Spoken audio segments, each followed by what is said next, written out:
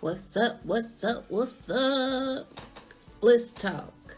I am live again for the I don't know, 10th time. We've been going steady for 2 weeks now. We got dope conversations every day at 7 p.m.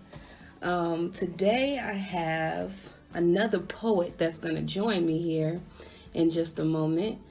But just to recap on things that we've discussed in the past, we've talked a lot about building, and I like to talk to people about their beginning processes as well. What inspires them to even start building and going steady with their purpose. Let me bring on Rhonda here, and I want to ask her some questions about her process and a few questions about her poetry. And there she is. Hey, hey, you came right on. Sometimes it gives me like a Hey, how are you? huge couple of Sorry, I think minutes. my signal's a little slow. So, Oh no, you're good. I was just recapping on some other conversations that I've had with other poets and writers. So you go by Rhonda, correct? yes. You do? Okay. Because I see that your tag and your username says Rhonda, but I'm meeting people for the first time. So I want to make sure that that's what you go by. You look No problem. beautiful. How are you doing today? Yes. And excuse me if my signal's a little bit slow. I think I'm getting a little bit of a delay. Hold on. Can you hear me okay? Yeah, I can hear you fine. Can you hear me good? You can hear me? Yes, I can hear you. Okay, good. There is a little bit of delay. Hopefully that stabilizes at some point, but I have a few questions for you. I went on your page today and I thought of a few things that I can ask you. But first of all, how are you doing today? I'm doing well. I'm doing well. It's been an exhausting week, but I'm grateful. I'm blessed. All that. Well, that's good. That's good. I'm glad to hear it. Let's see. Mastery. That's something that kind of stuck out to me on your page while I was looking at it. And I wanted to ask you, what are some tools that you use for mastering yourself? Can you say that one more time? My line broke up. I'm sorry. You're fine. I'm talking about mastery. I said that that's something that stuck out to me when I was on your page today. And I wanted to know if you can tell us some things that, or some tools that you use to master yourself. Good question. So my journey of mastery has mainly been through healing. Um, I'm trained as a counselor. I branched out a few years ago to start my own healing practice, which is called Lionheart Life Healing. And in my own journey, I've just had to learn to let go of a lot of ideas that I grew up with, a lot of ideas that this society taught me that were actually detrimental to my well-being. Um, and just also learning to love myself, I think, has been one of the most important things. So for me, that's what self-mastery looks like. It's healing, it's growing, it's constantly evolving, and just not staying at the same place. Mm, I think, even though I feel like I haven't gotten there, so to speak, in terms of being completely healed, I think what I always look for is always elevating beyond what I was before. absolutely. I like that you said let go because that's actually one of the keys that I like to share with people. Mhm. Letting go, it's when you think about it, it's kind of vague. Like sometimes when I'm down or I feel like I'm not reaching my potential, I ask myself, what am I not letting go of? You know what I mean? What am I holding on to that's keeping me in this stagnant position? So it's interesting that you talk about letting go as far as ideas or concepts that you learned growing up. What was one of those things that you had to let go growing up? One thing I had to let go of is it's so many things I'm thinking of at the same time. Um, but one thing that I had to let go of is trying to please everybody. That's a big one for me because I've always been a people pleaser. I want everybody to be happy. I want everyone, you know, to like me, so to speak, and not be mad at me in a lot of instances. And I had to learn to let that go for my own well-being, because as I was pleasing everyone else, I was forgetting about Rhonda in the process. So that's been a big one for me. I was speaking to someone about, you know, when is it appropriate for you to speak, and the way they put it was so well. You know, I couldn't have said it better myself. Like, when you know that you should speak is when you're at this feeling where, what's the word I'm trying to say, like you said, with the people pleasing, where you're uncomfortable, you need to speak. And it doesn't have to be rude or anything of that nature, but when you feel that uncomfortable feeling, knowing that you don't want to be in this space or in this this energy space or on this frequency, you need to speak, you know, to change the pace. So yeah, I like that you put it that way. So who has been a group or an individual that has been most beneficial to spread your message? You said to my message specifically? Right. You know, I talk about building, learning, aspiring, collaborating with people. So who is somebody that you collaborated with, or a group that you collaborated with, that has been really beneficial in order to spread your message, like networking wise? That's a good question. I feel like a lot of the people who have been most influential to me, I actually haven't had direct contact with. Some of them are actually ancestors that have influenced me. Ancestors like Malcolm X, ancestors like Kwame Ture, so many. Also some leaders that I haven't had direct contact with, like Assata Shakur, and many other poets that I haven't, again, had direct contact with. It's lagging a little bit. Come back. Come back.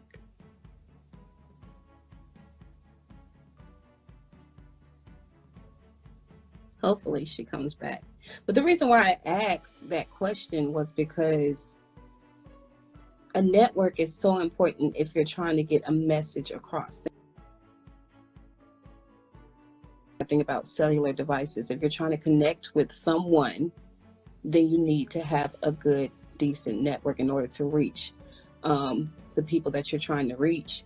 Joining certain groups or like-minded people can really help to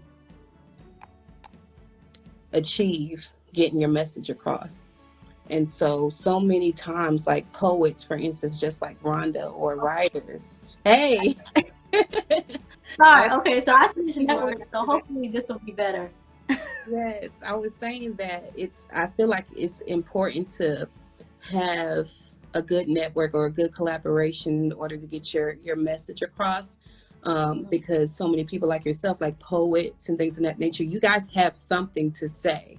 So whether it's joining a group or participating in groups, like even online, there's certain group chats and what is it called, like vloggers have, where you can comment down below and stuff like that, you can get involved with just to spread your message. So that's kind of why I asked you that question. But I also think it's interesting that you're saying that the ancestors are something, is an entity that you use in order to get your message across, because that works too. Like posting a quote from Martin Luther King or Malcolm X or some of the ancestors that you connect with can really bring other eyes in. You know what I mean? And I heard your question too in that process, because I was, again, my signal was all off. But yes, and in addition to that, just in terms of like some organizations that I'm involved with, one of those is the BLAK Awakening Movement. That's an organization that I actually started alongside my spoken word in order to inform people about racism. So the people in the organization also are really helpful in terms of just kind of helping me stay on track in terms of knowing what's going on, and also spreading the information to other people. And along with that, I have like my poet friends. We don't have an official network, but we stay in contact, and that helps. Just, and I'm sure just talking to other people who are doing the same thing and kind of feeding off of that energy. Because I think when you're performing, you give away a lot of energy. Right. So I feel like when you talk to other poets, you get to receive some of that energy back as well. I like how you said that, because it is a constant give it of energy, but when you talk to like-minded people, you get some of that energy restored. You get some inspiration, you get some motivation to write more, to do more, to connect more. So that's dope. So my next question for you is, who do you look up to, and what are some of the characteristics, I can't talk today, that you admire about them? Oh, there's so many people that I look up to. I already mentioned some of the ancestors that I look up to, but also just a lot of people around me that probably a lot of people wouldn't know by name, but some of the brothers in my organization, like Shaba Kojo, Baba Khalil, Brother Heka, my poet friends, my friend Jasmine Horn, who's a jazz singer. Just so many people that I see just doing these amazing, impactful things every single day. And I can't forget my mother either. I can't forget my mother. Forget Mama. No, I can't, especially with Mother's Day coming up. She has been a big influence just in terms of just her fearlessness. My mom, she does a lot of social justice work, and she's always speaking out, and she has just no fear when she does it. And so I always admire that. And those are kind of characteristics I look up to. Also, I have a spiritual mother as well named Mom Makeda, and again, that fearlessness, that ability to not only be informative, but also be soulful. I always admire people who are able to integrate, education with spirit and soul. So it's not just, it's not boring, Right. Right. And right. it's real. It's real. So, yeah. Absolutely. I like that fearlessness. That's something like my sister, my little sister, actually. I admire that about her. She's so fearless, and sometimes it's overwhelming, Yeah. Because she ready to go when you ready to go. What's up?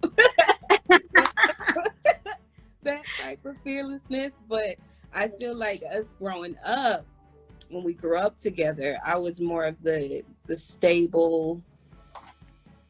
I'm the stability, and she's that wild thing. So it's like the yin and yang. You know what I mean? Yeah. But I do take little tips and tricks from her when I'm ready to what's up, for real? Yeah, that's balance. That's balance. Exactly. But cool. So you admire fearlessness. That's cool. Is there anything else that you admire about some of the folks that? I think also just intelligence. And when I say intelligence, not just knowing things, but the ability to organize certain information outside of the way that we've been taught to. I'm always blown away. When someone says something that makes me think about things in a totally different way, I'm like, ooh, right. I have a lot of admiration for that. And also, so a lot of the people that I have mentioned, they're scholars, and I love to learn, but I'm not the kind of person that's going to study every book there is on a certain topic. So I'm just wow, teach me what you know. You're right. So I admire that. Yeah. Okay, so you said intelligence, and for me, I admire people who can be objective. I really admire that from people, because it lets me know that you're telling the truth. You're not one-sided about this thing. You are looking at all of the different factors that might play a part in other people's actions or in society, things of that nature. So I admire people that tell the truth, and that's been helpful to keep in mind when I'm doing these talks. You know what I mean? So that when people do rewatch them or watch them, they know that this is authentic. We're not joking around. We're giving opinions, of course, but still keeping that objectivity when we're asking and answer questions. So I put that in the line of, because sometimes you got to be fearless in order to be objective, because not everybody's going to like the fact that you are being that way. They want you to be either here or there with it. You know what I mean? So Absolutely. all right. So let's see what else I got for you. What is your definition of freedom? Well, I love that question. And I love that question because that's what my whole life is centered around, is creating ways for us to get to freedom, and myself included. So for me, I think Nina Simone said it best: freedom is no fear. And I'll add to that, just being able to be your natural self without any constraints, doing what you want to do, living the way that you want to live, being free to say whatever you want to say. And I mean, I kind of have the word free in there, but just being removed from anything that could be getting in your way is how I and as we were talking about letting go earlier, the way that I envision freedom is what I don't have. And so it's letting go of, again, any idea, belief, system of oppression, anything that is getting in the way of me being my natural self and living the way that I want to live. Absolutely. Where do you feel the most free? I feel the most free in nature. Just, when there's not a lot of people around and it's just me and the beach or the trees and everything. There's just such a freedom in that. And it kind of like, I guess it's kind of just seeing the world from a different perspective, because we're always constantly seeing, the bad and everything that's going on. But that always just creates an instant feeling of freedom for me. Right. We have a lot of singer-songwriters and artists that listen to Bliss Talk. So do you ever feel chained to certain styles of writing or certain concepts or subjects or topics of writing? I wouldn't say I feel chained, but I do feel obligated to speak about oppression. That's what most of my poems are about. It is about either racism or just empowering ourselves as Black people. And I've written about a lot of other different things during my life, but the poems that come to me or have been coming to me for the past 5 years have been centered around this. So it is kind of like, dang, I'm just talking about I ain't got no love poems right now, but I feel like it's all for a purpose. So it doesn't feel bad. And it's also, to me, that's part of my healing process too, is I gotta get all of this out of me before I can go on to other things. Absolutely. So tell me this, what is the difference between being obligated to do something and being chained to do something? What do you think that difference is? To me, it's and it really can mean the same thing. I think it depends on the situation.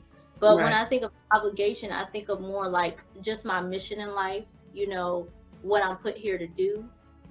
So I think of it more in that way. But I think some obligations can become chains, depending on how you interpret it. I feel like if I feel like I have to write these specific poems or else, then it feels like a chain. But if I'm just writing the poems and I'm loving it and I'm enjoying it and I'm doing it as it comes to me, then it's, it's not necessarily a chain. It's just fulfilling my purpose. Exactly. See, I'm a singer-songwriter, so I play the guitar. And I actually, before I became a singer-songwriter on the guitar, I would do like studio recording. I'll hop on a beat and sing and stuff like that. And then I went out and I learned how to play the guitar, and I had myself to accompany myself. And so for the longest time, nobody didn't really see the studio like artists. They saw the live performing artists. And so every now and again, I want to dip back into that. I want to hop on the track, but it's just like, you never know if I go try to perform this song on a track, then be like, where your guitar at? Like, and so that almost feels like an obligation or a chain, so to speak. So that's why I really wanted to dive into that with you as an artist. What do you feel like you're most change to, as far as your style, your, the way that you write and all that good stuff?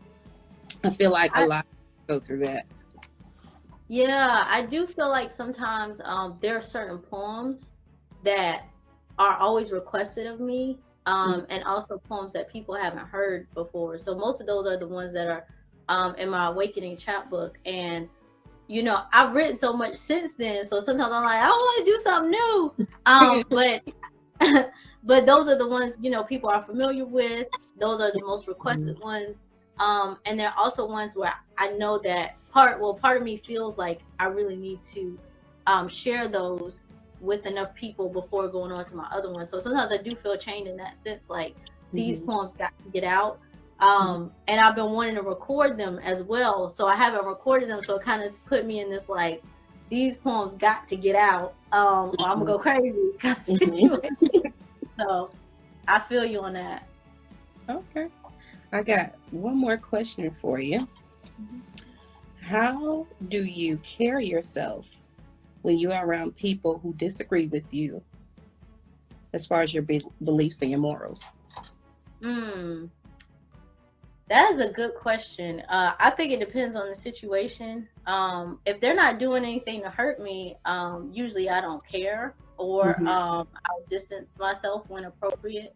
Um, when there's harm being done, for instance, where um, which I feel like is a psychological harm, but I had like one instance where we were at an event, and we were learning about the 1898 massacre that happened here in Wilmington.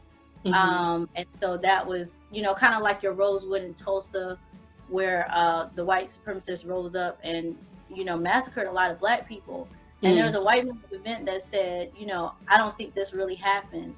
And so I was very triggered by that, and I had some words to say, and they were not nice. Um, but so it really depends on the situation. Sometimes I don't say anything. Hmm. Um, and sometimes I will say things, and sometimes even when I perform, people don't like what I say. But I usually don't find out till after the fact, and I just let it be because I feel like I've said what I need to say. And I don't feel like people necessarily need to agree with me. I Right. feel like, if my message is here for a purpose, it's going to reach those who it needs to reach, and then everybody else, they're Right. free to live how they want to live and believe what they want to believe. Right. I think that there is a lot of controversy right now in the world, especially in these times, and I think it's good to have a conversation about how we should carry ourselves when we are having these tough conversations. Yeah. And sometimes the environment is just not right for you to pop off right then. You know what Right. I'm saying? Sometimes, and then knowing when it's worth it and when it's not worth it. So I wanted Yes. to see what you thought about that, because I see that you're very outspoken about some of the trials and tribulations that our folk go through. I can see that you Yeah. talk about oppression a lot in your writing and stuff like that. So I wanted to hear from you to see your perspective on how should we go about having these tough conversations. Yeah. I think we have to be really careful where we put our energy. I think that's the Mm-hmm. key. Um, I have through my organization, we have an outlet where we talk about racism and oppression every single week. Mm-hmm. But it's just us. It's just Black people. Mm-hmm. I think outside of that, I think we need to be careful where we put our energy, because these conversations can become very triggering. Racism was a traumatic event over centuries, so it can become very triggering. And I see a lot of people become very emotional, which I feel like is natural, Mm-hmm. but I think that we have to be careful about where we spend that energy. For me, I like to, and this is just my personal preference. I'm really not speaking as a professional or expert on the matter, but I'm speaking as a human. Right. I have my moments where I do say things to white people who are supporting racism, white supremacy is the best way I could say it, or who are Mm-hmm. trying to dismiss it. But that's very rare. I like to spend more of my energy speaking with my people, not only speaking with them, but speaking about what we can do, not Right. arguing with them, Right. not debating, but speaking about what we can do, speaking about solutions, creating love, creating unity. building things, creating things. I think that's where our energy is the best spent. So I think there's going to be times where we are going to have to say things, or we are going to have to protect ourselves emotionally or physically. But I think for most of the time, we should spend our energy doing things that are beneficial to us. I think I agree with that. You know, that's one of the reasons why I built Bliss Talk too. And the co-title to Bliss Talk is Black Bags, BLAK. It's an acronym for Building, Learning, Aspiring, Collaborating, and Sharing Keys with Each other. I thought about this idea, and then I combined it with the experience that I had when I entered into an urban school. You know, I saw how I saw the difference between education, between areas and things of that nature. So I wanted to connect with our people somehow, to share some of these tools, some of the resources that are out there. You know what I mean? Because knowledge is power. You know what I mean? Yes. Knowledge is power. I was listening to someone on the radio, and they were like, knowledge is something that they will use against us. You know what I mean? Think about it. When you go in the court of law, you don't have a lawyer, you don't know what you're talking about. They're going to send you to jail. They don't care. They do not care. They're going to use their knowledge against you. And so sometimes, it feels like there's no way out unless someone has, enlightened you or shed light on a resource that could be useful to you. You know what I mean? So this has been a really dope conversation. Yes, really dope. Yes. And so you go by Rhonda. Is it just Rhonda? I go by Rhonda Sekhmet Ra, but I allow people to just say Rhonda. That's the name I was born with, so it's okay. Okay, no, say your name loud and proud right now for the people in the back, including me. Rhonda Sekhmet Ra. Rhonda Sekhmet Ra. Did I say it right? Rhonda Yes, Ra. Yes, you did. Thank you. Yes. And I go by the name of Carmen Bliss. I'm a singer-songwriter, organizer, and this Bliss Talk host, as you can see. I have a nonprofit for local artists in the community. It's called Out Loud Productions. And what I do is raise resources for these humble artists in our community. So we can do things like studio time is something I gave them the first year. And then I like to take them somewhere every year on a retreat where they'll be able to perform in front of faces that they've never seen before in different cities and states. So that is a project that I've been working on for 5 years now. And if you would like to go check that out, that's OLP_GSO. That's our Instagram name. But while you are giving your information out, I want somebody to type a question for my lovely guest. And while you're typing, she can go ahead and give all of her info out as far as website material, anything you got coming up, a book you got to promote. Yes. So you can find me on Facebook and Instagram under Rhonda Sekhmet Ra. And I also have a website, which is Rhonda Spoken Word. That's Rhonda with the H, RHONDA, spokenword.com. And there you can find information about my previous shows. So far I've only released one chapbook, which is The Awakening, which is right here. Shameless plug. Which you can get plug in. But you can get that on the website at rhondaspokenword.com. That's in should be a link that says books there. Oh, I'm also doing a live show on Facebook this Saturday at 2:00. So again, if you find me on Facebook under Rhonda Sekhmet Ra, I'll be doing a live show this Saturday at 2:00. So it's my first time doing this virtually. So I'm really excited. And I'll be doing some of my most requested pieces, and I'll also be doing a little Q&A as well. Dope stuff. Well, thank you for joining me today. I hope you have an awesome week and weekend. You too. Thank you so much for having me. I really enjoyed it. It was great meeting you. You take care. Bye, guys. Bye.